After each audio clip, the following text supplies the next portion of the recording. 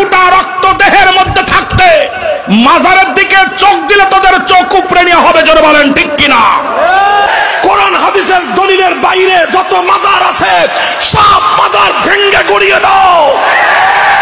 কোরআন হাদিসের বাইরে যত পীরের খানকা আছে সব পীরের খানকা আগুন দিয়ে জ্বালিয়ে দাও। কোরআন হাদিসের সত্যিকার দলিলের বাইরে শায়েখ নামে যত ভণ্ড আছে সব ভণ্ডের আস্তানা গুড়িয়ে দাও।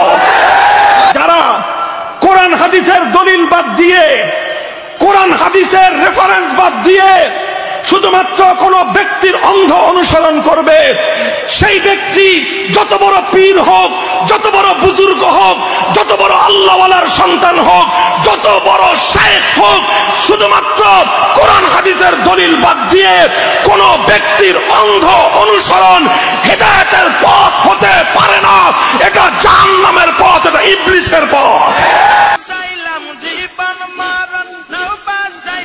খাজা তোর নামে আমার লইয়া যাও গো মদিনার